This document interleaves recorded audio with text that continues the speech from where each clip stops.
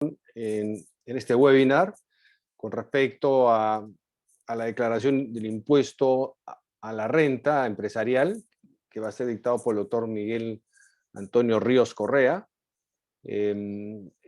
Tan importante tener en consideración justamente en este mes de marzo para lo que es la declaración del impuesto y también por la coyuntura que estamos viviendo. Vamos a esperar 5 minutos para que puedan terminar de entrar todas las personas que están en la sala de espera y para dar inicio al webinar. Muchas gracias.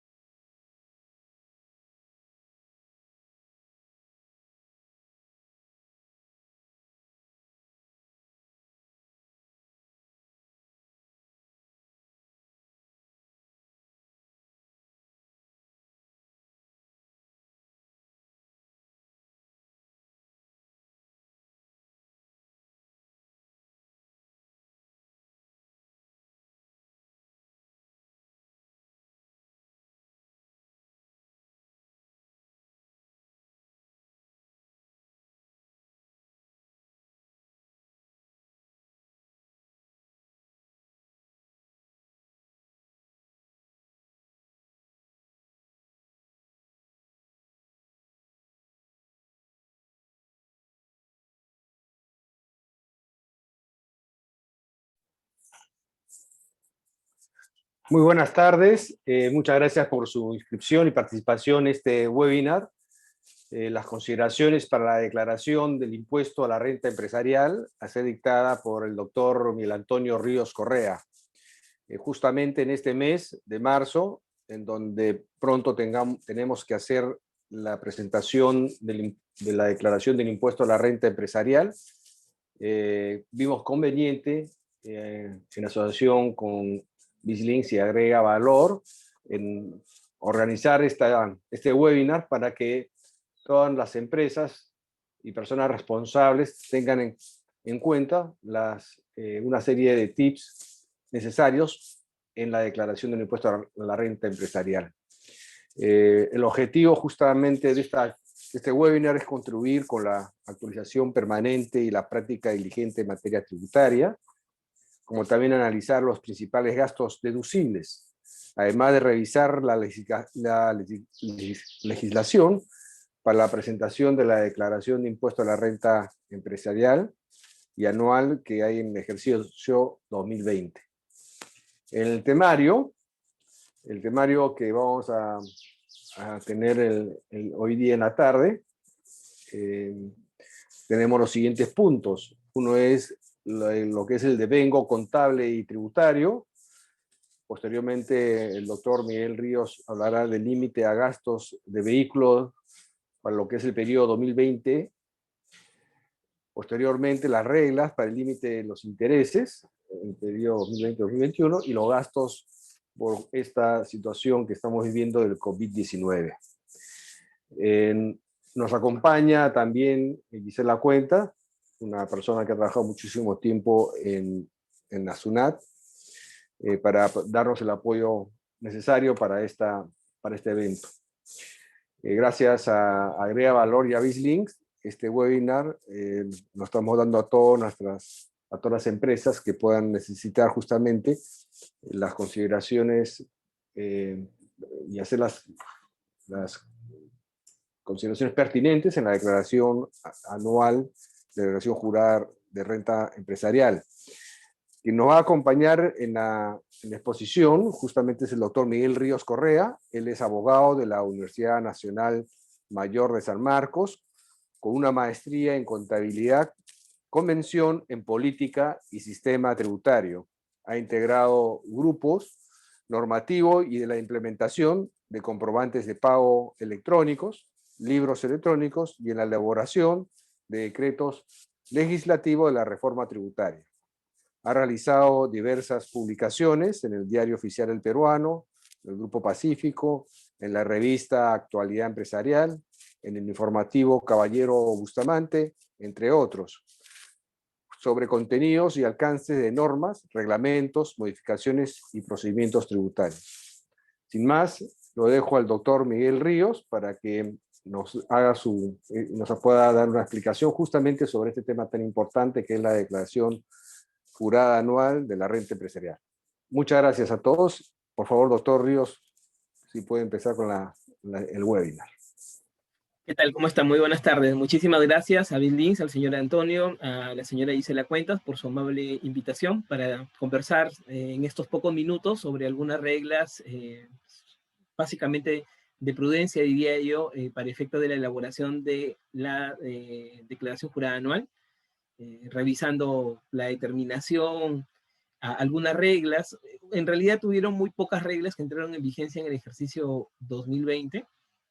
Quiero decir, muchas de ellas ya venían, ya han sido materia de reforma desde los ejercicios previos.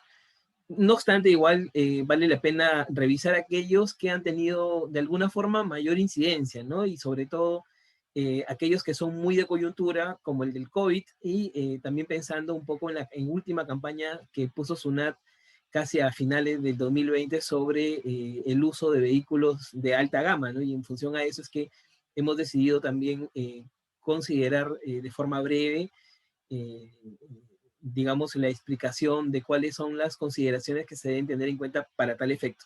Además, creo que la cuestión más técnica que ha sido materia de modificación y que si bien ha tenido un trance entre el 2019 y el 2021, igual es bueno tener en cuenta aquellos límites sobre los intereses, que básicamente es los temas de los que vamos a hablar, ¿no? Pero antes de esto, como norma o como materia general, es bueno revisar aquellos alcances que están en una norma no tan nueva, pero que digamos, ha generado una modificación muy importante en los últimos años, en el 2018 básicamente, que fue el haber puesto la definición de devengado en nuestra ley de impuesto a la renta, y si bien, como les decía, básicamente es una norma que ya teníamos, lo cierto es que ha tenido ya en su implementación, ha tenido serias consideraciones que vendría a cuenta revisar, ¿no? Para sobre todo hacer una pequeña comparación, si cabe el término, entre las definiciones que ya utilizábamos,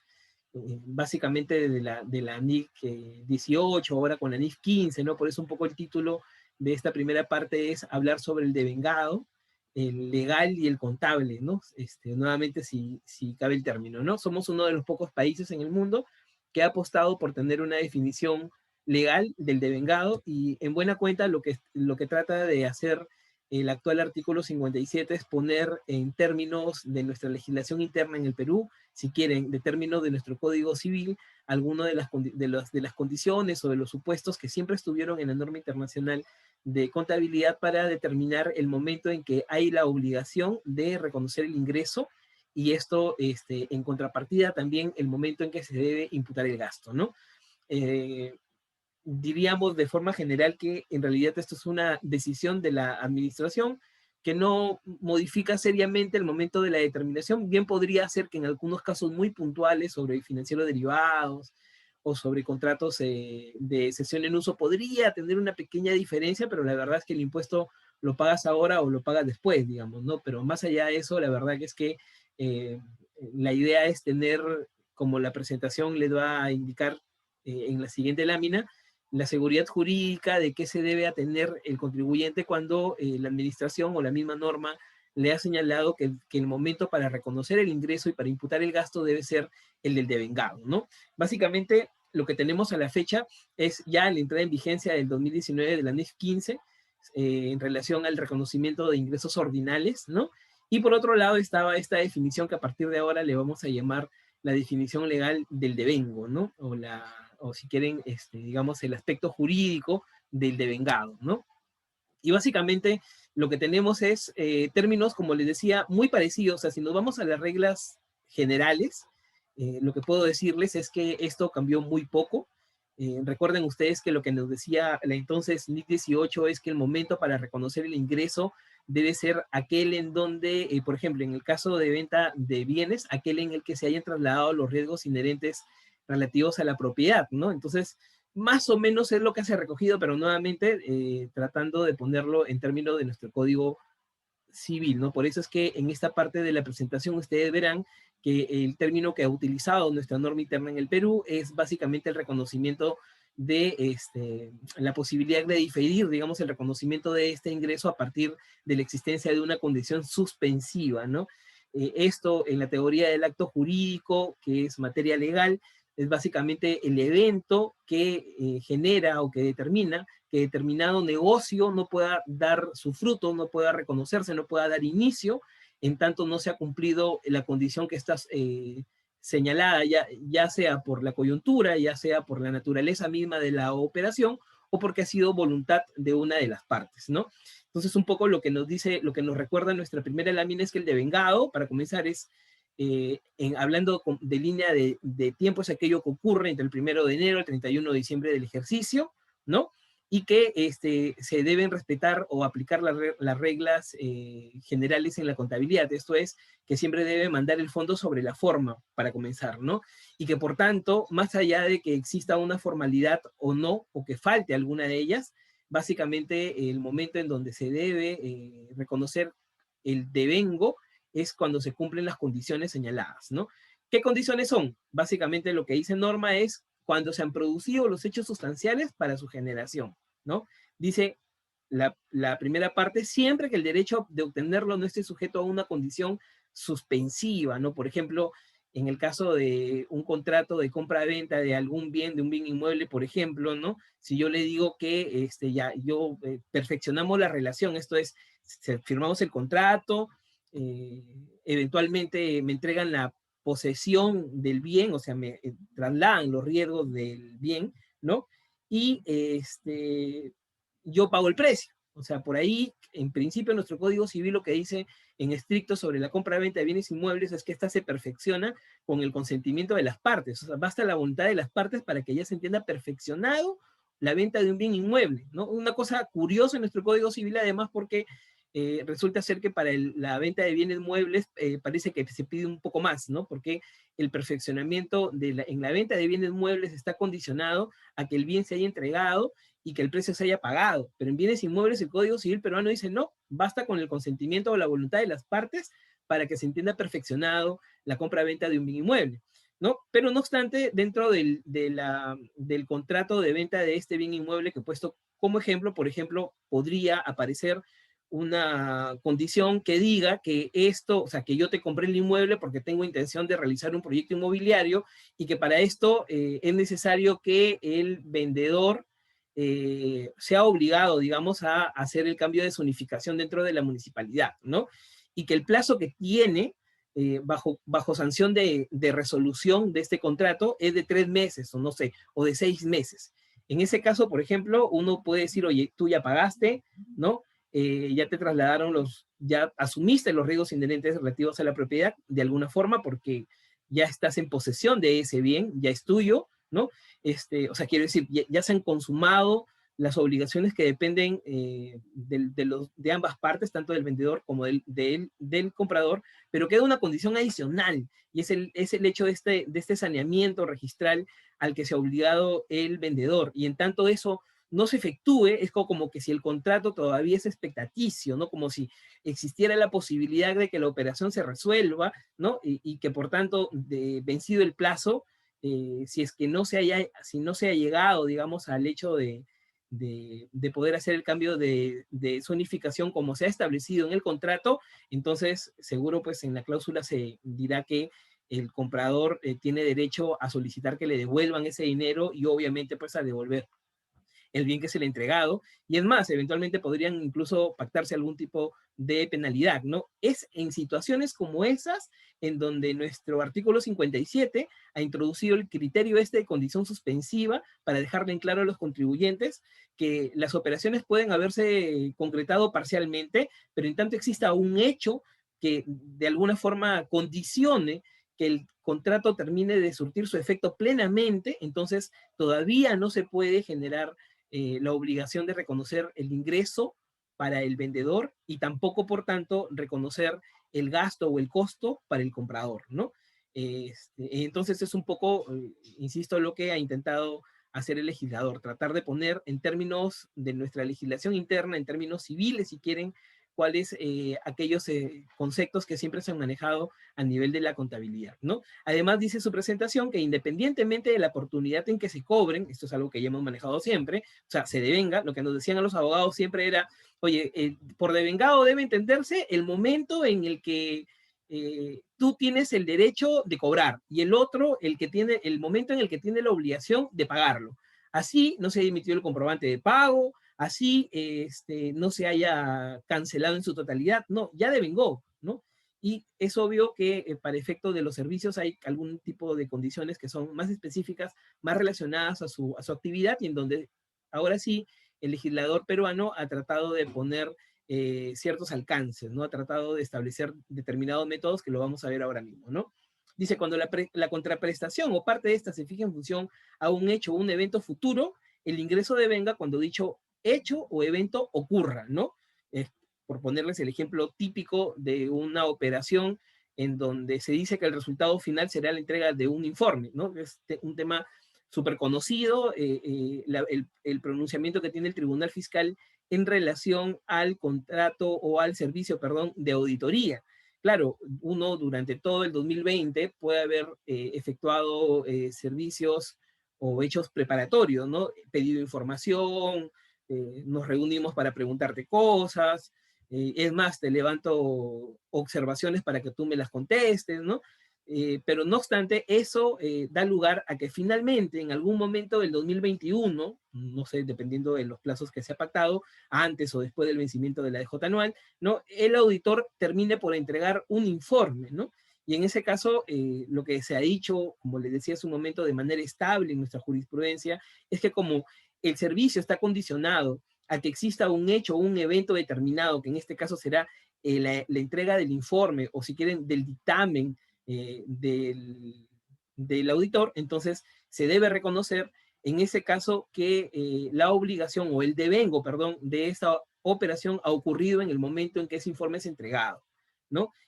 Porque de otra forma uno tendría que decir, oye, no, hay que medir proporcionalmente la cantidad de servicios que se han prestado hasta el 31 de diciembre, ¿no? Y en tanto, digamos, sea factible poder medir el avance de la prestación vinculado con el reconocimiento de los costos, que es básicamente lo que siempre nos ha dicho la norma internacional de contabilidad. Pero aquí no, aquí lo que se dice, oye, perdón, pero si aquí está condicionado a un hecho específico, a un evento futuro determinado, entonces el legislador peruano prefiere que el devengamiento se reconozca en ese momento, ¿no? Esto da pase a varias cosas, además por el primer término que se ha utilizado antes, en el que refiere que se debe entender de forma general que una operación se ha devengado en el momento en que se hayan producido los hechos sustanciales, ¿no?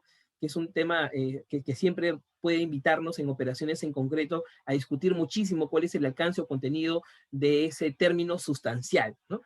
Para poner otra vez en el tapete operaciones determinadas, como podrían ser los informes de auditor o los estudios técnicos de precio de transferencia, etcétera, ¿no?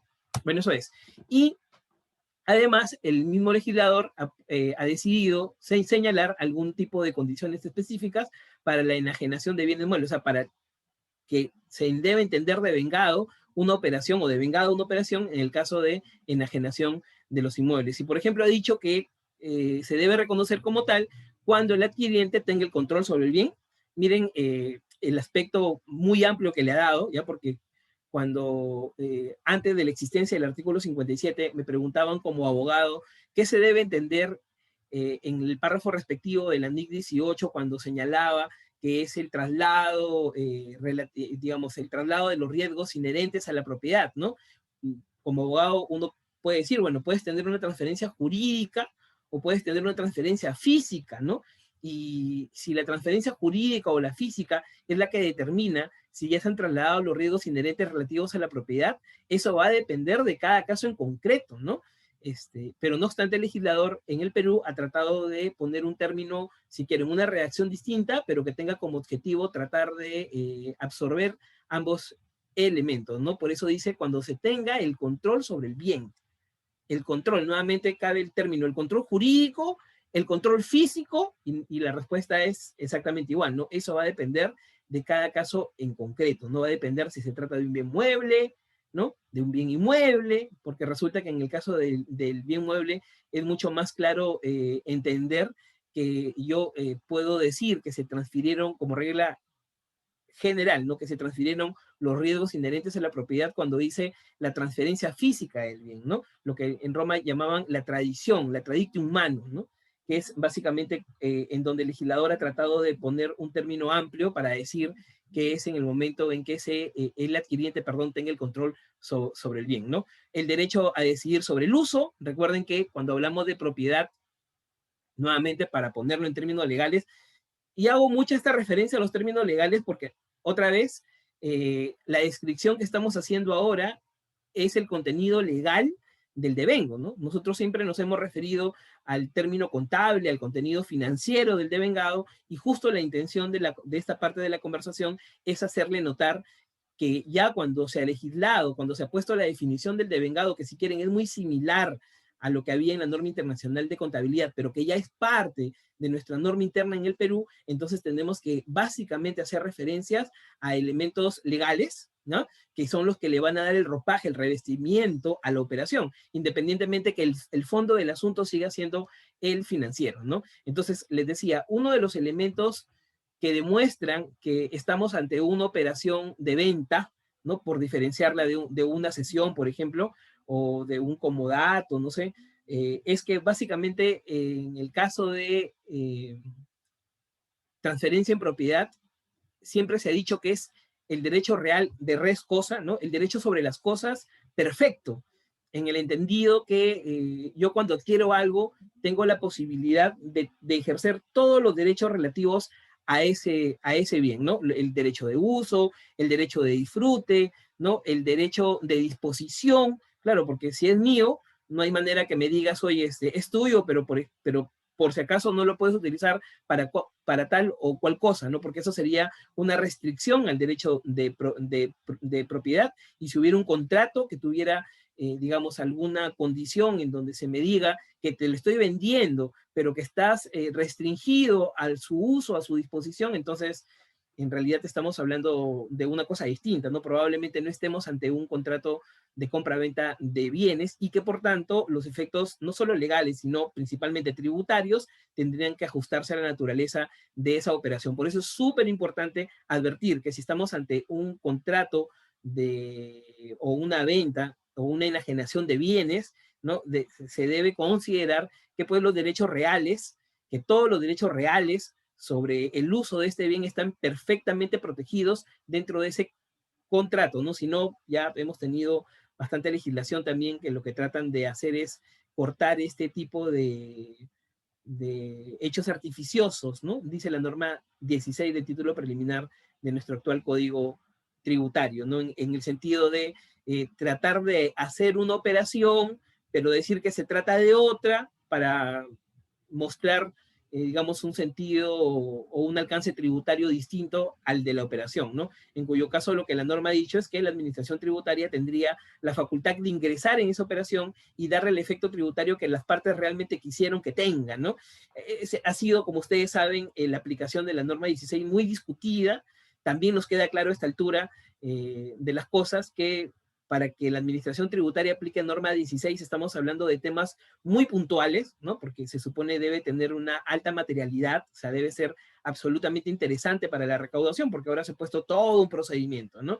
Pero no obstante, a pesar que eventualmente sepamos que nuestra operación por el monto, por la cuantía, no vaya a llegar a un análisis o a una aplicación de norma 16 por parte de la administración. Siempre es bueno tener en cuenta, saber qué es lo que ha querido decir el legislador cuando ha dicho que para que se configure una enajenación de bienes o para que se establezca el devengo de una operación en el caso de enajenación de bienes, pues tienen que advertirse en el contrato que se están cuidando todos los derechos relativos a la propiedad. Por eso dice derecho a decidir sobre el uso del bien y obtener sustancialmente los beneficios, que es, como le decía, parte de estos derechos reales que debe tener cualquier contrato de transferencia o de compra-venta, ¿no? Y en el caso del enajenante, lo que debe advertirse desde el otro lado es que éste haya transferido el riesgo de la pérdida de los productos, ¿no?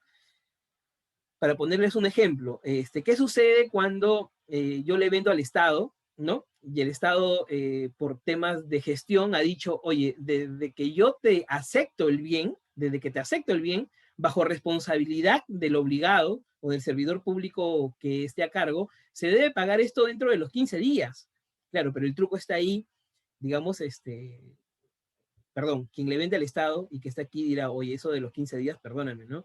Se le entrega el bien al Estado en fecha tal y te lo van reconociendo más o menos 1, 2, 3 meses después, ¿no? Y uno dice, pero perdón, ¿y cómo trabajan este tema o cómo se ajusta o cómo se arregla el tema de que dentro de los 15 días bajo responsabilidad? Ah, es que es de los 15 días desde la fecha de aceptación, pero resulta pues que tú vas, le dejas los bienes en el almacén de la entidad pública y ese es un hecho, ¿no?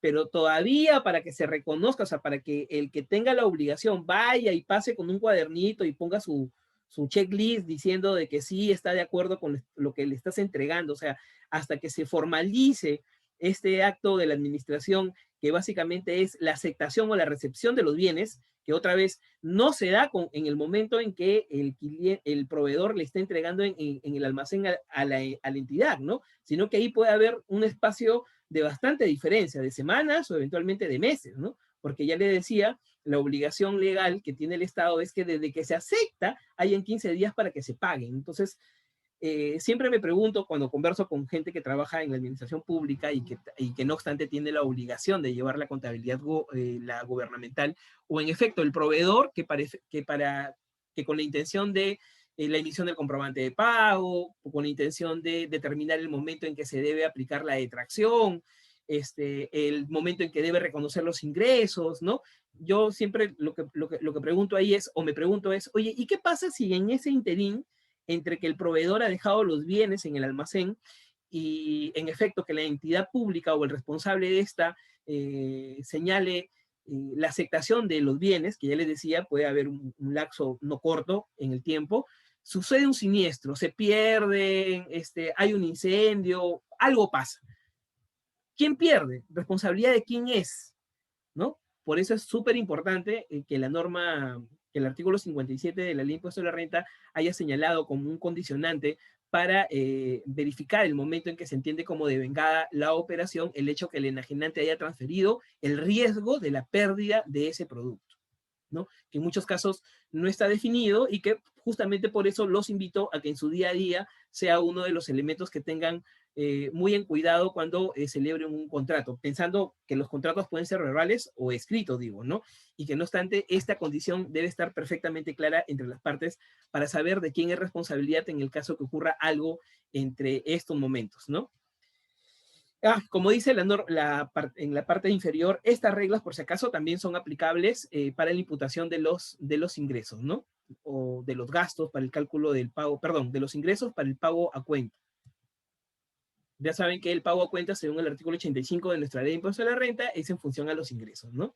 Y este es en el caso de la prestación de los servicios, ¿no? Aquí es cuando les decía que básicamente lo que ha mandado el artículo 57 es que para efecto de reconocer el ingreso derivado de la prestación de servicios para entender en qué momento se ha devengado y por tanto hay obligación de reconocer esos ingresos, se ha pedido la medición del grado de realización. Y se ha puesto básicamente 3 métodos, ¿no? Dejando la posibilidad de que pudieran haber otros señalados o desarrollados en una norma en el posterior. Pero en principio, lo que nuestro artículo 57 de la IR dice es que puede hacerse de acuerdo a la inspección del ejecutado o lo ejecutado entre el total a ejecutar o los costos incurridos entre los costos totales de la operación, ¿no? El que mejor se adapta a la naturaleza y característica de las operaciones. Ya les decía, uno de los elementos propios que habían en la NIC 18 y que ahora comparte con la NIF 15 es este elemento en los servicios que es la obligación de poder medir fiablemente el reconocimiento de los costos, así como la medición fiable del avance de la prestación de los servicios, ¿no? Y se debe guardar correlación con los ingresos, que además es un principio viejísimo en la norma internacional de contabilidad, este denominado principio de correlación entre ingresos y gastos, ¿no? Y además el artículo 57 se ha preocupado en señalar que una vez que se adoptó el método para aplicar uniformemente con otras operaciones similares en situaciones semejantes, dice que solamente es posible variar el método en el caso de, digamos, de solicitarle a la SUNAT, ¿no? Y que la SUNAT, mediante algún documento que no se ha desarrollado, ¿no? Pueda emitir esa autorización, ¿no? Dice, de no emitir resolución dentro del plazo, se dará por aprobada la solicitud. Esto es, estamos hablando de un supuesto de aprobación automática, ¿no? Y que, de ser el caso, en el supuesto de que SUNAT lo acepte mediante la emisión de la resolución respectiva, o por aplicación del silencio administrativo positivo, que este cambio de método ejerce función o ejerce efecto a partir del ejercicio siguiente, ¿no? Aquel en que se aprobó. Y nuevamente, como les decía, esta regla también son de aplicación para la imputación de los ingresos en relación a los pagos a cuenta, bajo la misma lógica de los ingresos por la venta de, ¿no? Por la enajenación de los bienes. Finalmente, como regla general, entonces se podría decir que la regla del devengado, para llevarlo, digamos, a planos generales, se debe reconocer en el ejercicio en que se produzcan los hechos sustanciales para su generación, ¿no? Perdón. Y que básicamente aquí lo que quiero apuntar son estos tres temas, ¿no? Primero, que entonces la regla rajatabla es que el devengado se reconoce en el ejercicio en el que ocurra, ¿no? De acuerdo al cumplimiento de los supuestos que hemos visto antes. Pero que no obstante, hay una excepción prevista en el artículo 57 de la Ley de Impuesto a la Renta y dice que básicamente si es que se trata de un desconocimiento por una cuestión no imputable al contribuyente o al deudor tributario, entonces que es posible tomarse el efecto del gasto en el ejercicio en el que se advierta ¿no? Yo le digo, eso es una excepción bien específica, o sea, es una excepción muy bien delimitada, porque si yo les pregunto a ustedes, ¿en qué escenario de la vida financiera de una organización podría haberse devengado una operación, ¿no? Y que el cliente o el proveedor no supiera de esto. Vamos a ponernos en cabeza del cliente pensando en los gastos, ¿no? O sea, me llegó el bien, me prestaron un servicio, pero yo no me enteré, ¿no? Eso es algo difícil digamos, de reconocer o ponernos un supuesto en el que digamos, válidamente, en este caso, en concreto, sí, pues, esto sucedió por una razón no imputable a mí. Yo diría cuentas en reclamación, ¿no? Demandas, no sé, ¿no? Pero después de eso, supuestos en concreto en el que yo diga en mi día a día, sí, yo podría decir que en este caso no es un supuesto imputable a mí, por tanto, sí, un gasto del 2020 lo puedo tomar en el ejercicio 2021, es algo bastante lejano, ¿no? Además, este penúltimo párrafo del artículo 57 de la Ley de Impuesto a la Renta, que ha establecido esta excepcionalidad, esto es, que el gasto del 2020 pueda ser reconocido en el 2021, ha dicho que la administración tributaria debe verificar en principio que el contribuyente no se esté tomando un beneficio adicional, ¿no? Y además que es obligatorio que esta operación se encuentre pagada al cierre o a la presentación de, digamos, el ejercicio en el que se está reconociendo su devengo, ¿no? Que son parte de los requisitos. Además, una de las cosas que se ha desarrollado en los últimos años es lo que se indicó en este informe, en el 04 del 2017, en el que se dice que por si acaso la provisión del gasto no es una condición para el ejercicio del efecto tributario de la operación. Esto es, imagínense que ahora mismo estamos, digamos, un día ya de marzo, ¿no? Por temas financieros, yo ya cerré al 31 de diciembre mi contabilidad y para mí es inamovible porque ya se presentó a quien correspondía. O sea, esto está oleado y sacramentado. Y de pronto llega una operación que tiene, de un comprobante de pago, digamos, que tiene fecha de emisión del 2020. Y obviamente la operación es por el 2020. La pregunta es, ya que tengo impedimento porque el directorio, porque la Asamblea General, alguien me ha dicho que yo no puedo tocar ese estado financiero. Pregunta, ¿yo podré reconocerlo vía declaración jurada anual, ese gasto, a pesar que no esté en la contabilidad? Y el informe ha dicho, sí, normal, no hay ningún problema. Lo puedes reconocer, pero no se ha quedado ahí, sino que el informe siguiente dice, oye, incluso si es que el comprobante de pago tiene fecha del 2021, supongamos que hoy que estamos 4 de marzo, me llega un comprobante de pago con fecha 4 de marzo, pero haciendo referencia en la glosa que se trata de una operación del 2020. La pregunta es, ¿ese gasto se puede tomar en la declaración jurada anual? O en todo caso, si no cerré mi contabilidad, ¿lo puedo reconocer? O sea, esto pudiera no adicionarlo en mi declaración jurada anual, a pesar que el comprobante de pago tiene fecha de emisión del 2021, y este informe ha dicho, sí, normal, no hay problema, porque nuevamente lo que debe respetarse a rajatabla es el reconocimiento del devengo, del momento en que se devengó esta operación. Incluso este mismo informe, el 05, va más allá y dice, oye, en el supuesto que ya hayas presentado tu declaración y que digamos en mayo, junio, te llega un comprobante con fecha de junio del 2021, haciendo en la glosa referencia que se trató de un gasto del 2020, también tienes el derecho de rectificarte tu declaración jurada anual y tomarte ese efecto tributario, ¿no? Ya le digo, ya sea que aún en el supuesto que este gasto no se encuentre provisionado o aún en el supuesto que el comprobante haya sido emitido de manera extemporánea. Dato adicional, la emisión extemporánea de un comprobante de pago, o sea, un comprobante que debió emitirse en los ejemplos que les he dado en el 2020, pero por cualquier razón operativa, administrativa, se termina emitiendo en el 2021, eso por sí mismo no es una infracción tributaria. No emitir el comprobante de pago lo es. Emitirlo sin las formas y condiciones lo es. Emitir en un régimen que no te corresponde o emitirlo fuera de los límites establecidos o incluso, ya pensando en comprobantes electrónicos, emitirlo en un sistema que no te corresponde son infracciones. Pero emitir un comprobante fuera del plazo, fuera del momento máximo establecido en el artículo 5 del reglamento de comprobante de pago para hacerlo, eso no constituye una infracción. Y por tanto, tampoco es mérito para que se desconozca o se limite el ejercicio del gasto. Recuerden ustedes que para que una regla haya señalado el desconocimiento del gasto, debe ser una regla reconocida necesariamente en norma con rango de ley, ¿no? Norma con rango de ley tendría que decirme qué condición estoy obligado a cumplir para poder tomar el efecto tributario de una operación, ¿no? Por ejemplo, imagínense ustedes un recibo por honorario que ya está pagado, es del 2020, pero resulta que la retención a la que estaba obligado a aplicarle, porque el recibo por honorario ha superado los 1.500 soles, y yo soy una empresa del régimen general o del RMT, y por tanto tenía condición de agente de retención, pero no le retuve.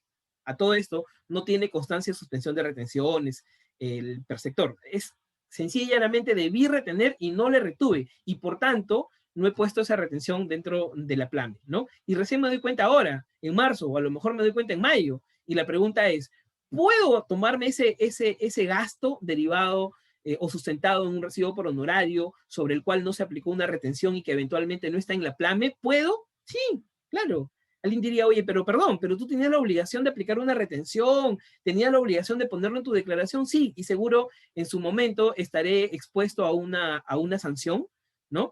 A la sanción que me corresponda, o de ser el caso si la subsano de forma voluntaria con la gradualidad que me corresponda, pero eso por sí mismo no es mérito para el desconocimiento del gasto. ¿Por qué? Porque estos requisitos no han sido señalados por norma. Hablando en estricto de renta de cuarta categoría, como ustedes recordarán, lo que dice la ley de impuesto a la renta, el inciso V del artículo 37, es que la condición es que esté pagado.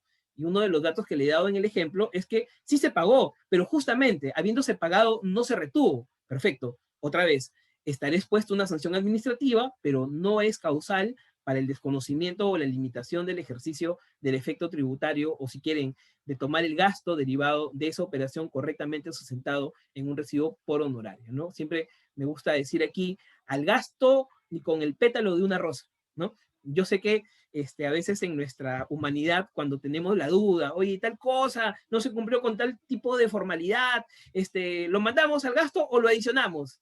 y ante el miedo, la duda, la preocupación, adiciónalo, ¿no? Pero ya saben que esto no debería ser una regla, deberíamos tener muy en claro cuáles son los requisitos señalados por la norma, por la ley de impuesto a la renta, o vía delegación a través de reglamento para saber en qué casos sí pues he incumplido una condición que me impide el ejercicio del efecto tributario de la operación. Por lo pronto, ni la provisión, ¿ya? Ni el hecho que el comprobante de pago haya sido emitido extemporáneamente son condiciones para que se desconozca el gasto o el efecto tributario de un documento, de una operación devengada en el 2020, aún como les decía, aún cuando esta operación esté sustentada con un documento emitido en el 2021. Para ser justos con la información, sí diré que hay algunos supuestos que están reconocidos en la misma ley del impuesto a la renta, en donde el legislador sí ha exigido la provisión como una regla excepcional, pero justamente coinciden con aquellos supuestos en donde, les decía, por la naturaleza de la operación, no existe un comprobante de pago. Por ejemplo, en la estimación de cobranza dudosa, el inciso 10 del artículo 37 de la ley de impuesto a la renta ha señalado que el contribuyente que quiere, digamos, mandarse al gasto de esta provisión, esta estimación de cobranza dudosa, debe tenerlo discriminado en el libro de inventarios y balances y que ésta sea equivalente, digamos, ¿no? O sea, que tenga relación con el monto que no se cobró. ¿Ya? Entonces ahí otra vez estamos, el legislador ha dicho, ¿no? Que esté en la contabilidad, que esté provisionado. Y la pregunta que subyace aquí es, ya, pero ¿cuál es el comprobante de pago? No, aquí no hay un comprobante de pago, ¿no? Estamos hablando de una venta que no se cobró y que por tanto, por su naturaleza, al no tener un comprobante de pago que lo sustente, porque no existe, el legislador ha dicho ya, en ese caso, entonces, pónmelo en la contabilidad. O la depreciación. Recordarán ustedes que el 22 del reglamento de la ley de impuesto a la renta ha dicho que la depreciación tributariamente aceptada es aquella que se encuentra en la contabilidad, esto es, en la provisión. ¿No? ¿Por qué? Porque si les pregunto a ustedes, ¿en dónde está el documento que sustenta la depreciación? Claro, está el documento que sustenta la adquisición del bien, que es el reconocimiento del costo, que seguro será en un ejercicio previo, pero no, digamos, el documento que justifique la depreciación como el efecto tributario del consumo, de la vida útil del bien que ocurre en este ejercicio, ¿no? Que es un ejercicio posterior y distinto seguro al de la adquisición eventualmente, ¿no? Entonces, ahí hay dos ejemplos, podría citar un par de ejemplos más, incluido esa excepción del artículo 57, en el caso, como les comenté, el legislador ha pedido que por si acaso este gasto esté contabilizado y esté pagado, ¿no? Esos supuestos que les decía, en donde por una causa no imputable el deudor tributario no haya podido conocer ese gasto, ¿no? Y finalmente remuneraciones, si quieren, porque recordarán que la boleta de pago es una formalidad laboral, pero si pensamos en cómo está descrito, cómo está desarrollado el artículo 4 del reglamento de comprobante de pago, la boleta de pago no es un comprobante, ¿no? Y no obstante ahí, evidentemente también el legislador ha pedido determinado tipo de condición para la verificación de la existencia de ese gasto, ya que no hay un comprobante de pago. Entonces, regla, ¿no? Todo gasto con su comprobante de pago, ha dicho el tribunal en el tema, siempre que haya nacido la obligación de emitirlo además, ¿no? Y que las condiciones para el desconocimiento del gasto son necesariamente señaladas en norma con rango de ley, ¿no? Eso es. Bueno, ahora conversemos un poco sobre los vehículos destinados a labores de dirección, representación y administración. Aquí, bueno, he puesto como referencia representación, pero nosotros sabemos que lo que desarrolla el inciso W del artículo 37 es básicamente el condicionamiento a determinados vehículos, que son aquellos que tienen la categoría, como la presentación se lo recuerda, A2, A3, A4, B1.3, que son las camionetas 4x2 y B1.4, que son las camionetas 4x4, ¿no? Pero otra vez ha dicho, oye, a ver, si son vehículos que están destinados estrictamente y de forma indispensable al desarrollo de las actividades propias del giro del negocio, esos vehículos no tienen límite, ¿ya? Pero si son vehículos que estén en esta calificación A2, A3, A4, B1.3 y B1.4, y además están destinados a labores de dirección, representación y o administración, ¿no? Y además su adquisición se encuentra dentro del límite de las 26 UITs, entonces habría que evaluar si es que ese gasto corresponde tomarlo o no. Quiero decir, se trata de un gasto condicionado, de un gasto sujeto al límite. y no a un límite, sino a 3 límites, ¿no? Porque el primer límite es la calificación del vehículo. El segundo límite es el valor de los ingresos. Y el tercer límite, el que siempre lo hemos tenido, en verdad esto no es una modificación, es a la cantidad de ingresos anuales que una empresa puede tener. Ya se ha dicho que para, digamos, para tener derecho a un vehículo, que son más o menos ingresos desde $1 hasta 3.200 UITs, ¿no? Estamos hablando de, en UITs, 3.200 serían algo así como de casi 2 millones, digamos, un poco más de 1,5 millones, por lo menos, ¿no? Para tener derecho a un vehículo, desde $1 hasta el límite de las 3.200 UITs, un vehículo. Para tener derecho a un vehículo adicional destinado a labores de dirección, representación y administración, hay que tener ingresos de hasta 16.100 UITs, y les cuento que ahí estamos hablando de básicamente el 0,3% de la base de contribuyentes en este país. O sea, es una de 16.100 UITs para abajo, ya estamos hablando pues de muy pocas empresas en este país, ¿no? La generalidad queda dentro de este primer supuesto de tener derecho, digamos, a un solo vehículo, ¿no? Entonces, una de las cosas que nos debe quedar claras además es que por temas de control, por efectos de control, el legislador ha decidido que aquellos vehículos que caen en este supuesto limitante, ¿no? Que están destinadas a labores de dirección, representación, que califican en estas clases A2, A3, A4, ¿no? Y en tanto estén dentro de los límites de 26 suites, que es un límite además que está vigente a partir del 1 de enero del 2020, o sea, sí, eso es una de las pocas modificaciones que hemos tenido y que corresponde evaluar, digamos, a la luz de la liquidación de este ejercicio. Ha dicho, ¿sabes qué? Esos vehículos vas a tener que identificármelos, ¿ya? Vas a tener que ponérmelos detalladamente, la placa, la marca, el modelo, en año de adquisición, el valor, ¿no? En la declaración jurada anual. De tal forma que Administración Tributaria va a tener la posibilidad de advertir cuáles son esos vehículos que deben tener un mayor control, digamos, ¿no? Y es más, a partir de la declaración jurada anual del 2018, se pusieron algunas reglas de validación para que la misma declaración jurada, o al menos cuando estaba en PDT todavía, pudiera establecer o pudiera verificar cuál es el límite máximo, digamos, de gasto deducible en función a la información consignada en la pestaña de información complementaria de la DJ anual, ¿no? O sea, quiero decir, había incluso validaciones para esto, ¿no? Cosa que no habíamos tenido antes del 2018.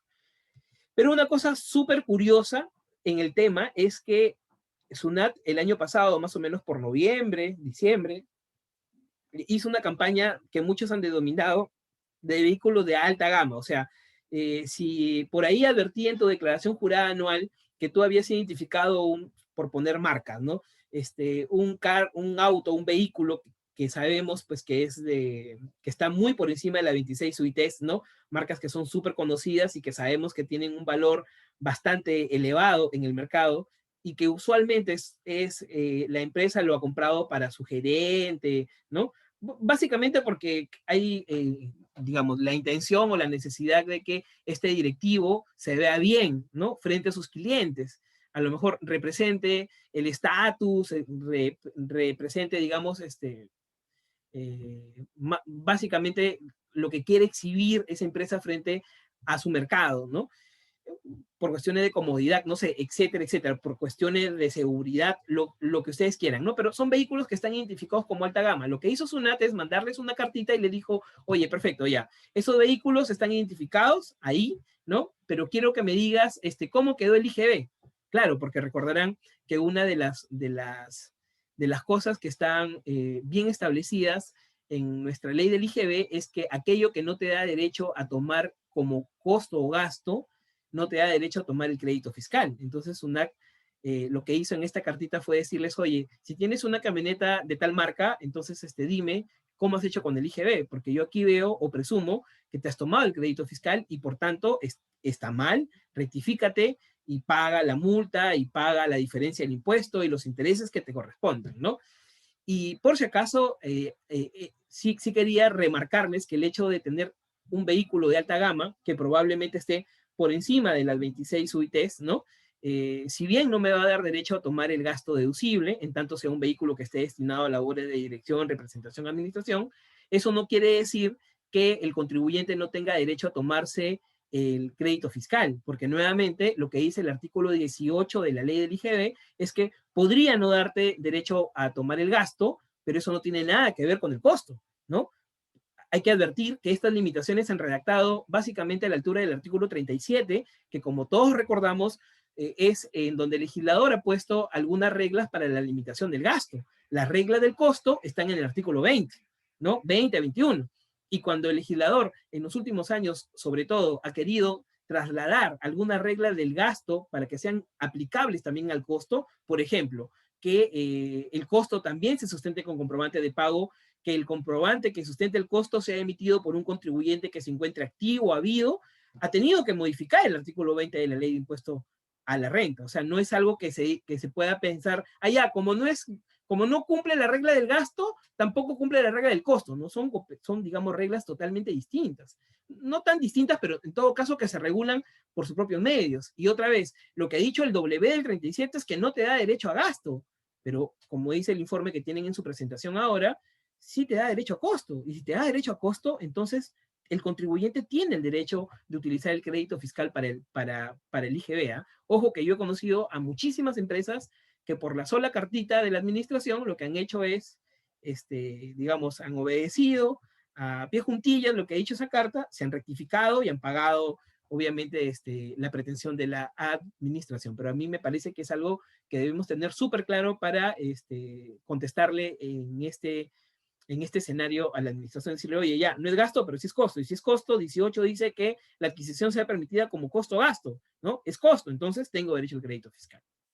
Y lo otro, finalmente, en este tema, es recordarles que en la primera lámina sobre este gasto, les un poco parafraseaba lo que la norma, lo que el W ha señalado sobre aquello que se debe entender como un vehículo que esté destinado para las labores indispensables de la empresa, ¿no? Y ha dicho el W, por ejemplo, ¿cuándo un vehículo es indispensable? ¿En qué rubro? Allá, por ejemplo, cuando se trate pues, de una empresa que preste el servicio de taxi, una empresa de turismo, una empresa de arrendamiento de vehículos o de cualquier otra forma de cesión en uso, o empresas que realicen actividades que se encuentran en situación similar, ¿no? Y es en esa situación similar justo la intención muchas veces del legislador, o de los contribuyentes, es tratar de ver cómo entramos por ahí, ¿no?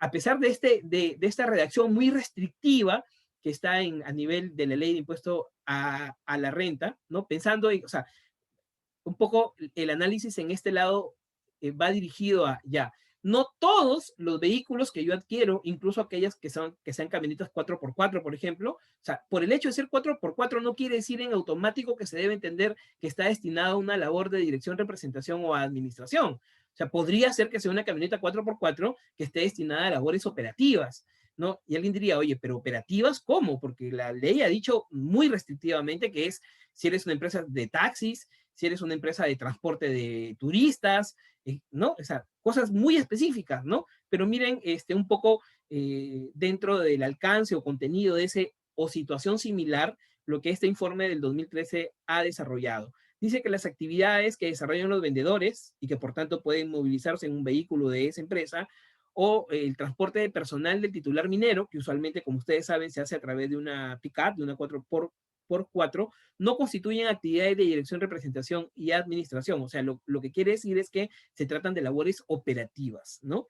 Entonces, hay que siempre analizar, o sea, siempre que la empresa compre un vehículo, lo primero que tenemos que ver es si ese vehículo necesariamente se debe entender como dirigido a una actividad de dirección, representación o administración, o si, como tal, puede desarrollar actividades propias u operativas de la empresa, en cuyo caso no está sujeto a ningún tipo de límite, ¿ya? Para que tomen en cuenta esto. Es súper importante esta clasificación.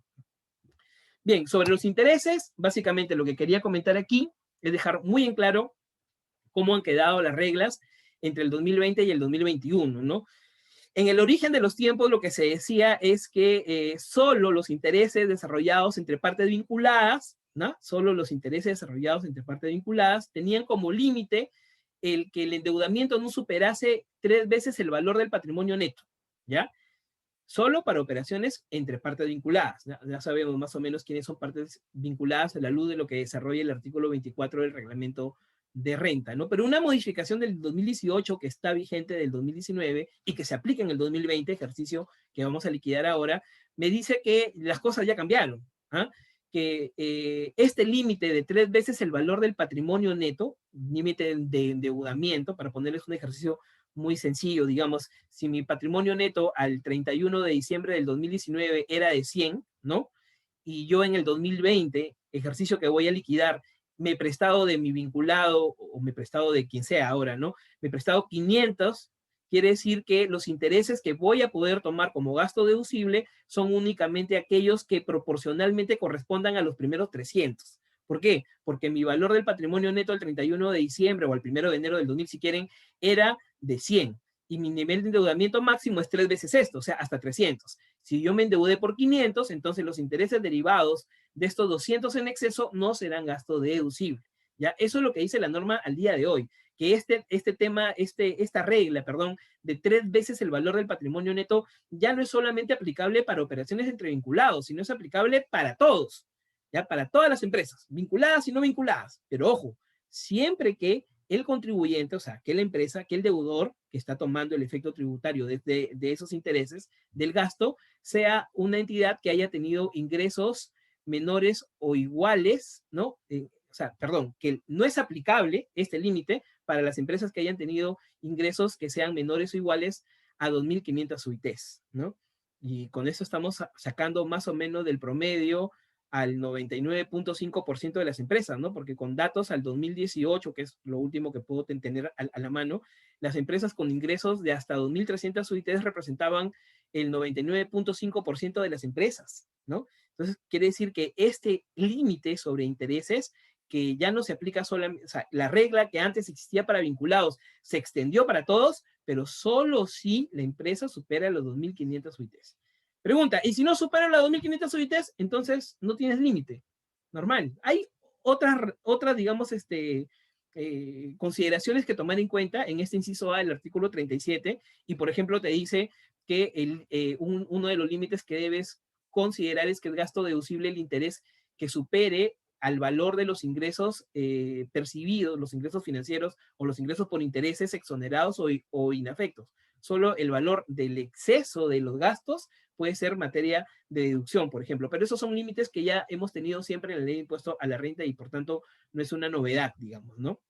Ahora, a partir del 1 de enero del 2021, se ha cambiado. Ya no es 3 veces el valor del patrimonio neto, sino que están utilizando un indicador financiero de larga data, siempre ha existido para otras razones. El legislador tributario le ha dado un contenido, digamos, lo ha puesto en términos tributarios y ha dicho que no es deducible los intereses netos en la parte que exceden el 30% de la EBITDA del ejercicio previo, ¿no? Pero nuevamente, para más, no es mi intención entrar a desglosar qué es el EBITDA, cómo es el cálculo, ¿no? Pero sí decirles que esta regla, otra vez, es aplicable solamente para ese 0.5% de las empresas de nuestro país que superan las 2.500 UITs de ingresos en el ejercicio, ¿ya? O sea, en realidad no es una regla, diría yo, es una excepción, no se aplica a un número de contribuyentes muy pequeño, ¿no? ¿Y los vinculados cómo quedan? A los vinculados se le aplica la regla general actual, o sea, los vinculados, a ver, la norma, o sea, el artículo 34A sigue diciendo que las operaciones entre vinculados tienen que hacerse a valor de mercado, ¿no? Y ahí eso se mantiene. Pero en relación al nivel de gasto deducible producto del endeudamiento, ya no está sujeto a este límite de 3 veces el patrimonio neto que se aplicaba antes por el simple hecho que sea vinculado. Ahora ya no. Ahora, si quieres, también está sujeto a 3 veces el patrimonio neto, pero solo si supera las 2.500 UITs. Porque si estás por debajo de eso, no importa si vinculado o no vinculado, tu gasto será, el gasto derivado de los intereses por endeudamiento será deducible, ¿no? Eso es.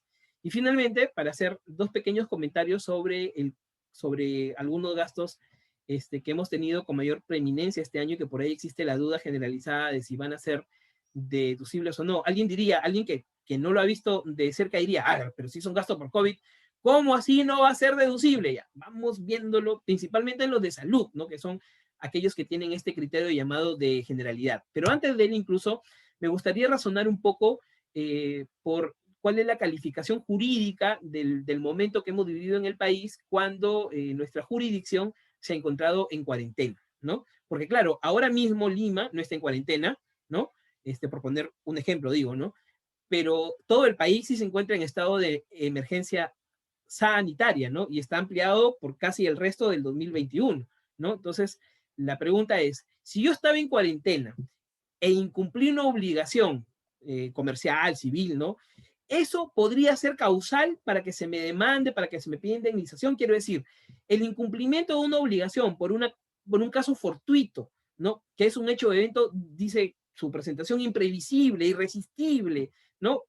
Que no pudo haberse manejado, digamos, ¿no? No es que si fuiste diligente podría salir de esto, no, es imprevisible, no estaba en mis manos, ¿no? Se dio y además se dio para todos, ¿no? Usualmente es un desastre de la naturaleza, no hemos tenido un desastre natural ahora mismo, ¿no? Pero es casi como que lo mismo, no hemos tenido una situación de hecho que ha generado, para comenzar, la obligación del Estado de mandarnos a casa a todos, y eso pues detuvo las operaciones, y si por ahí se ha generado el incumplimiento de una obligación, la pregunta es, ¿ese incumplimiento de obligación o el derecho de resarcir el incumplimiento de la obligación puede dar lugar a que yo reconozca un monto adicional a mi cliente, a mi proveedor, y adicionalmente que esa penalidad, ¿no? Los contadores llaman penalidad a lo que a los abogados le llamamos básicamente responsabilidad civil, ¿no? Que es el reconocimiento de una pretensión indemnizatoria derivada de un lucro cesante o de un daño emergente, ¿no? Bueno, para ponerlo en lenguaje de todo, digamos, penalidad, ¿no? Todos entendemos que si hiciste algo que generó un daño, un perjuicio en el otro, ya sea porque le limitó la posibilidad de que siga generando los ingresos que él había proyectado, o sea porque le ha dañado algo, o sea, lucro cesante o daño emergente, hay obligación de reconocer, digamos, ese, esa penalidad, ¿no? Esa pretensión indemnizatoria, que podría ser por acuerdo de las partes o podría ser hasta judicializado, ¿no? Se los pongo en este contexto porque quiero que vean que antes del escenario actual, antes de la cuarentena, la misma administración tributaria, el Tribunal Fiscal y la Corte Suprema de Justicia han sido más bien restrictivos, ¿no? Y han dicho, oye, como regla general, tiene que ser una cosa que esté dentro del contrato, o sea, la penalidad tiene que estar establecida en el documento por escrito, ¿no? Nosotros sabemos que en la realidad, en el día a día, no necesariamente todas las operaciones están por escrito. Es más, el Código Civil nos ha dicho que los contratos podrían celebrarse de manera verbal o de manera escrita.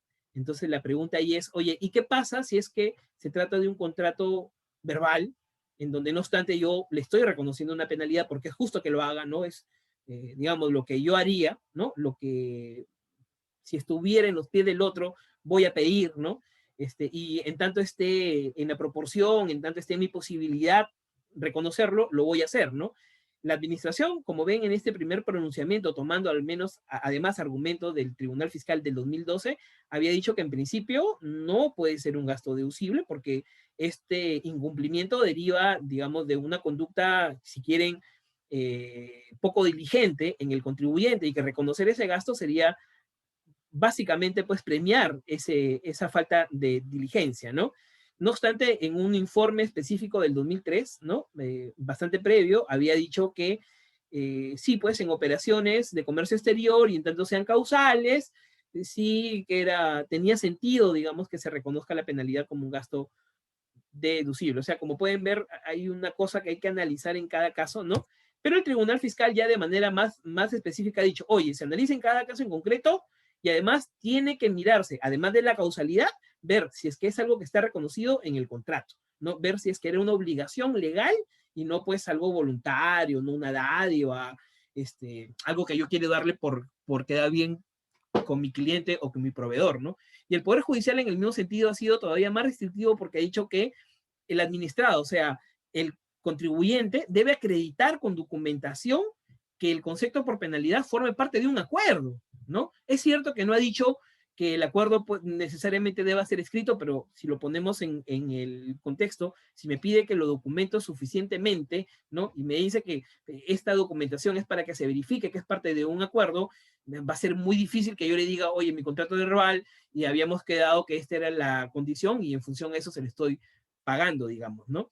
Yo creo que en el escenario actual, y ya les decía, en tanto los sucesos se hayan dado durante la cuarentena, estas posiciones deben cambiar significativamente porque nuevamente no es algo que pueda ser imputable a mí, o sea, no es algo que se pueda decir, oye, el deudor o el obligado pudo hacer un par de cosas más para evitar llegar a este daño, ¿no? O a generarle la pérdida que ahora es materia de resarcimiento, ¿no? Entonces, por eso les decía, un poco regresando, perdónenme ustedes, a la presentación, ¿es lo mismo que esto suceda durante la cuarentena o que suceda en estado de emergencia? Yo creo que no. La poca jurisprudencia que ya se va, perdón, la poca doctrina que se va formando en el mundo, yo he tenido oportunidad de revisar algunas cosas muy pequeñas en realidad de México, de España, de Uruguay, en donde creo que los autores que coinciden en decir, oye, si estamos en cuarentena, si hemos estado en un momento de aislamiento social obligatorio, se entiende que es un caso fortuito y por tanto el incumplimiento de una obligación no es imputable, o si quieren la penalidad que se reconozca a partir de ello debería ser pues reconocido como un gasto deducible, ¿no? Y por el contrario, si solamente es un estado de emergencia en donde básicamente la gente sigue movilizándose, las tiendas con cierta restricción si quieren, pero siguen abriendo, y que básicamente como en nuestro país el estado de emergencia se declara para poder tener cierta facilidad en la administración del gasto, entonces ahí sí pues va a ser mucho más difícil sustentar que el hecho que ha ocurrido es una situación imprevisible y que por tanto pudiera por ahí generar el derecho a que se reconozca una penalidad, ¿no? Pero como ya le digo, y esto nos puede servir de experiencia en todo caso, si quisiéramos tener una penalidad, a lo mejor vale documentarlo. Esto es, a pesar que no hemos tenido un contrato, en ese momento redactar un contrato, ponerle fecha de ese momento, legalizarlo ahora, porque finalmente es un documento que va a servir fehacientemente, ¿no? La administración lo desconoce y dice que la operación no es fehaciente cuando yo le traigo un contrato con una fecha, con la legalización de una fecha posterior al requerimiento, porque queda claro, lo estuviste arreglando. Pero si esto ocurre antes de un requerimiento de la administración, yo creo que no van a tener ningún problema con que se reconozca, ¿no? Finalmente es causal, creo que es lo que debe más, lo más significativo o lo que debe mandar en este caso, ¿no? Y finalmente, hablando de los gastos de salud, un poco la duda que sobre el COVID hay es por el hecho de que se le ha pagado, ¿no? Por ejemplo, el empleador ha buscado un mejor lugar, o sea, perdón, el empleador le paga a todos sus trabajadores el de salud, ¿no? Pero a pesar de eso, a determinado trabajador que se ha enfermado, lo ha llevado a una clínica, ha gastado ingentes cantidades de dinero para esto, ¿no? O eventualmente ha comprado un balón de gas, le ha comprado el oxígeno, ha visto la forma de poder apoyar a su trabajador, directivo o no, o sea, gerente o no, para que salga de este problema, ¿no? Entonces, la pregunta es, ¿el Estado peruano tiene que reconocerte este tipo de erogaciones adicionales, pensando en que ya de por sí todos los trabajadores tienen un seguro obligatorio, incluso en el régimen MIPE, tienes SIS, pero tienes algo, ¿no? Tienes salud, tienes una EPS, o sea, algo hay, ¿no? Algo hay.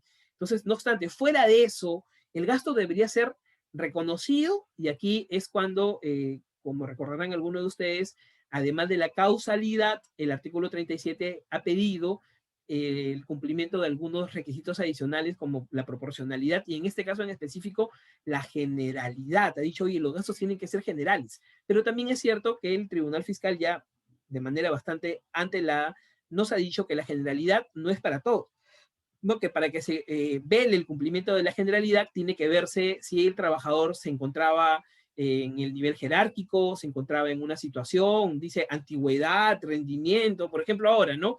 Tiene más sentido que yo diga, oye, a ver, era los trabajadores del área de venta, ya tengo 10 trabajadores en el área de venta, y que por tanto lo más probable es que hayan tenido contacto con el público, pero de esos 10 se enfermaron 2 nada más, ¿no? Y de esos 2 le cubrí el gasto a los 2. ¿Será deducible? ¿Habrá cumplido o cumplirá, perdón, con el principio de generalidad, ¿no? Y hasta donde se conoce el contenido, el alcance de este principio, de acuerdo al ejemplo que he dado, la respuesta es que sí, ¿no? ¿Por qué? Porque, claro, dirás, oye, perdón, pero si son 10, el gasto no lo has ejecutado contra los 10 para que se cumpla el criterio de generalidad. Ah, es que los 10 no se enfermaron, pues. Se enfermaron 2. Y además son 2 que estuvieron en el área de ventas. O sea, que era gente que igual tenía exposición a esto, tenía exposición al público, que por tanto era más probable que se hayan enfermado, ¿no? Así hay algunas RTFs que puedo ponerles acá. Por ejemplo, aquí dice que para determinar la generalidad del gasto del seguro médico debe considerarse situaciones comunes del personal, jerarquía, o sea, podría ser incluso, hay una RTF o más de una que es conocida sobre seguros de vida, ¿no? En donde dicen, oye, el seguro de vida pagado al gerente general, cumple con el criterio de generalidad y claro, como tiene solamente un gerente general y por ejemplo, recuerdo claro que el caso que se analizaba en concreto era una empresa que pertenecía al sistema financiero, ¿no? Y decía, oye, sí, pues está más expuesto a que lo secuestren, a que le pase algo, ¿no? Y en función a eso, sí, pues está bien que se cubra con un seguro de vida, se cumple con el criterio de generalidad, a pesar que se trate de un solo trabajador, porque es el único que está en esa función o jerarquía, ¿no?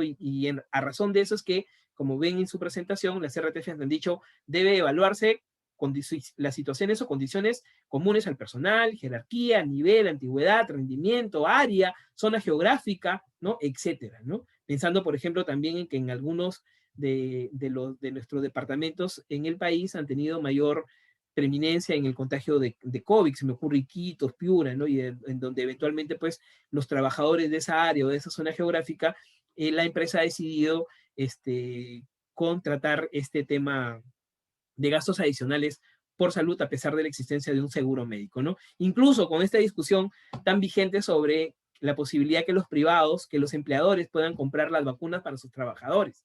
La pregunta ahí va a ser, oye, ¿será gasto deducible? ¿No? Y seguro vamos a tener que traer a la colación otra vez el principio de generalidad para decir, oye, no necesariamente, a ver, tienes 100 trabajadores, compraste vacuna para 80, ya pues habría que ver si a los 80 lo aplicaste con este criterio, ¿no? Que haya sido de manera objetiva la división, de acuerdo a jerarquía, zona, área de trabajo, zona geográfica en la que viven, etcétera, ¿no?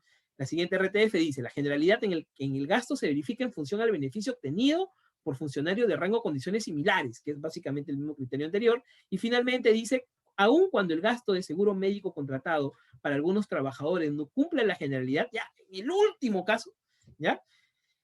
Dice ya, por último, no cumple generalidad. Es deducible siempre que lo pongas dentro de la planilla de tu trabajador y que por supuesto lo afectas a la renta de quita que corresponde. O sea, lo que digo es ya, en la última razón, se analiza, la empresa de manera prudente advierte que no se ha cumplido con el criterio de generalidad, dice ya, pues, lo único que queda será ponerlo dentro de la remuneración del trabajador como una gratificación extraordinaria, ¿no? Como una cuestión excepcional y que solo se encuentre sujeto a renta de quinta en tanto no se repita en el tiempo, digamos, ¿no?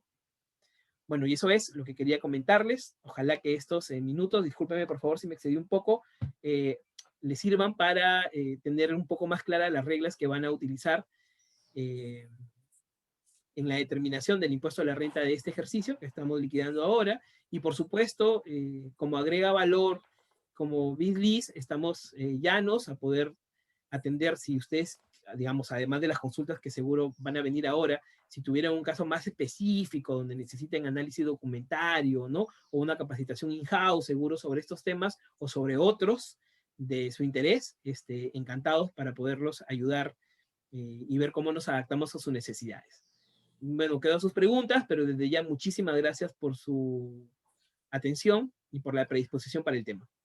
Muchas gracias, sí, muchas gracias, doctor Ríos, por la exposición, que nos ha quedado claro en muchos temas y si alguna persona quisiera contactarse con el doctor Ríos, en la pantalla van a poder ver su correo por si es que desean alguna asesoría en particular para su empresa. También en la parte inferior está la opción de hacer preguntas, en cual ahora se la vamos a transmitir al doctor Ríos para que nos pueda responder. Y finalmente, vamos a solicitarles si nos pueden responder una encuesta sobre qué les ha parecido este webinar y el interés de unos webinars similares y que si serían de su utilidad.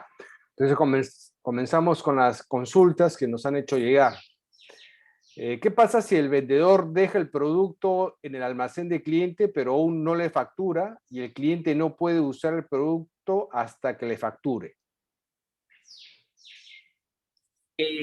Comentábamos en su momento era evaluar de quién es el riesgo, ¿no? Porque, a ver, la factura es una circunstancia, ¿no? Puede haber factura o no, pero si ya se cumplen las reglas del devengo, yo tengo la obligación de reconocer ese ingreso, ¿no? Entonces, lo que me dice es, no obstante, el cliente no lo puede usar. Y la pregunta es, ¿por qué no lo puede usar? Por la razón que fuera, por A, B, C, perfecto, ya. Segunda pregunta, ya que no nos queda claro o no se puede establecer con suficiencia las razones por las que no la puede usar. Ojo, porque me dice usted no las puede usar.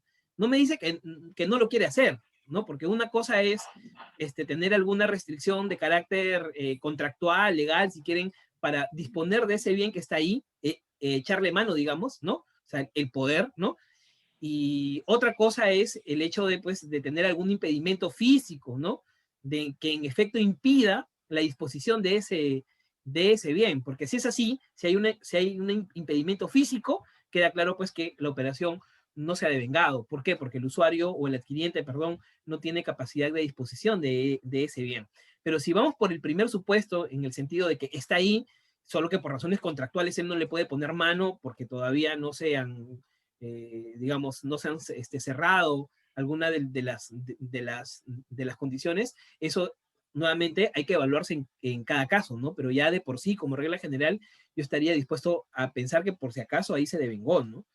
Ahora, en el supuesto que no podamos ir por ninguno de los dos lados, como ven en su presentación, había una O, ¿no? O sea, ya, si yo no puedo medir, de acuerdo al artículo 57, que el bien esté a disposición del cliente o que se hayan eventualmente se puedan ejercer los derechos reales relativos a la propiedad, entonces tenemos que ir por el otro lado.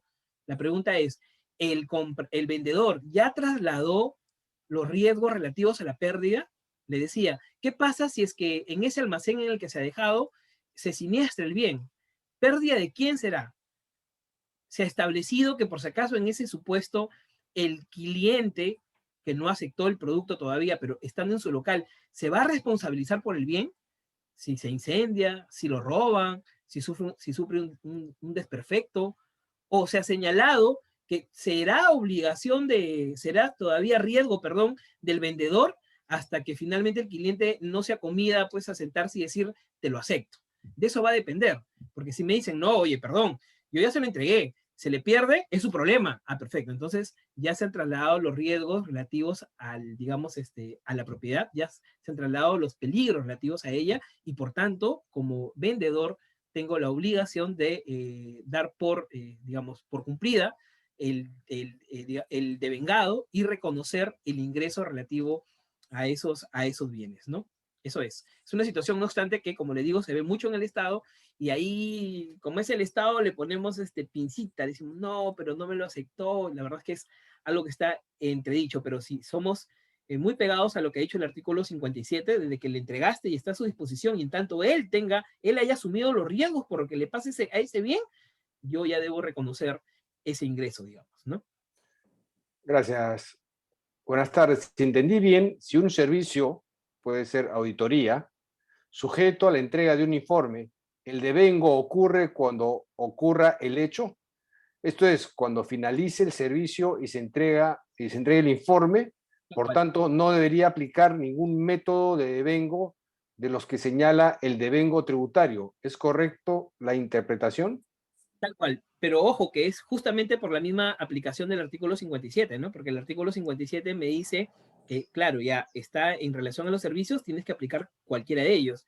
Pero ojo, que en el caso de que el servicio se entienda ejecutado cuando en el futuro vaya a existir o a consumarse determinada actividad en específico, como en este caso, ¿no? La entrega de un informe, entonces vamos a dejar los efectos financieros, tributarios a ese momento, ¿no? Que como ya les decía temprano, es la posición que el Tribunal Fiscal ha asumido y que SUNAC ha asumido ya hace bastantes años atrás, ¿no?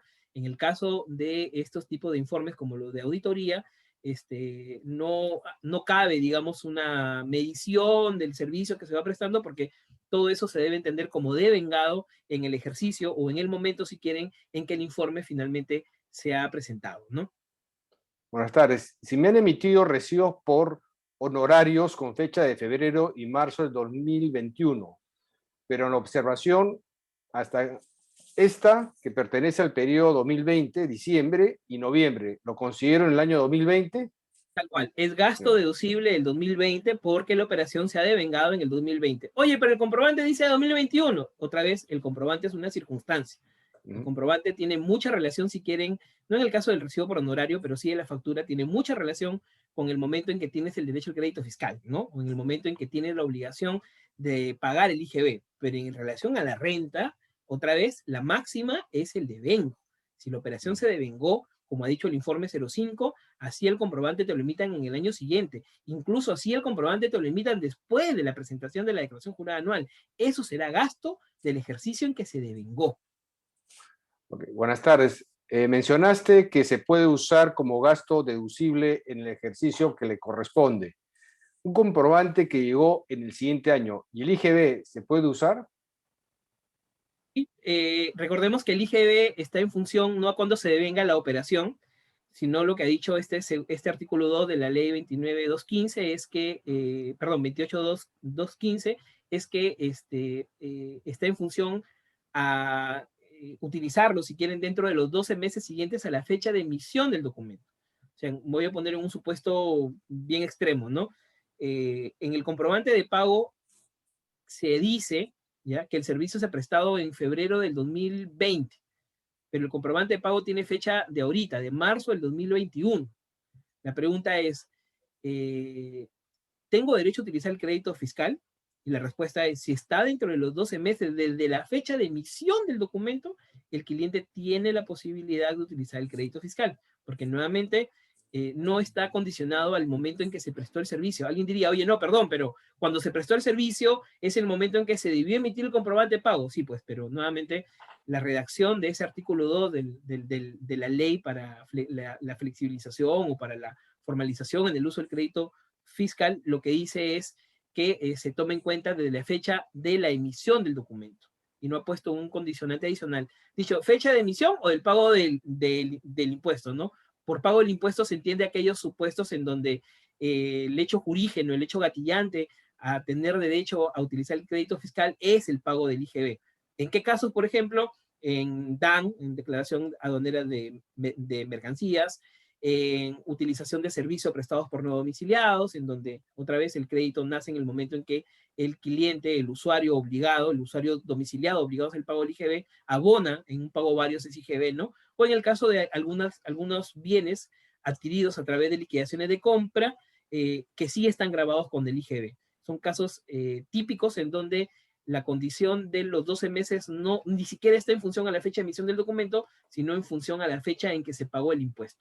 En todos los demás casos, como en la factura que me consultan ahora, los 12 meses se cuentan desde la fecha de emisión del documento, no desde la fecha en que se debió emitir o no desde la fecha en el que se devengó la operación, ¿no? Son reglas distintas.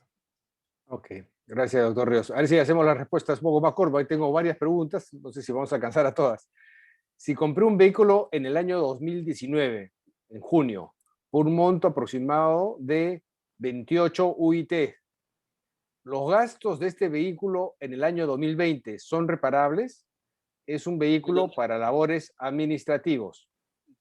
Los gastos de ese vehículo ya son reparables. Alguien diría, oye, no, pero perdón, yo ya lo compré en el 2019, ¿no? Antes de que entrara en vigencia esta norma, ¿no? Incluso en el 2018, sí, pues, pero no te están desconociendo los gastos del 2019, te están desconociendo los gastos del 2020. Los gastos del 2019 están muy bien, ¿no? Los gastos que van a tener incidencia en relación a estas 26 UIT son aquellas que, digamos, entran en vigencia a partir del 1 de enero del 2020 en adelante. Esto por aplicación de lo que en el Código Civil se llama la teoría de los hechos cumplidos, que es la forma en cómo en nuestro sistema legal interno aplicamos la norma en el tiempo, ¿no? En el tiempo. Alguien diría, oye, no, pero me corresponde, y es mi derecho, sí, pero tu derecho de 2019, 2018. Aquí estamos controlando la vida útil y el gasto de funcionamiento, de mantenimiento del vehículo en el 2020, cuando ya existía un parámetro más reducido del valor de adquisición. Ocurrió lo mismo cuando vino las 30 Vitesa, exactamente igual. Sí, vamos a hacerlo más rapidito, o si no, si mi empresa comprara un seguro oncológico, ¿sería deducible siempre que sea para todos? Ya Siempre sea que se cumple el gerentes, obreros. criterio, claro, siempre que se cumple el criterio de generalidad, que no necesariamente es para todos, ¿no? Porque ya hemos dicho, habría que ver ahí condiciones de función, jerarquía, actividad, ¿no?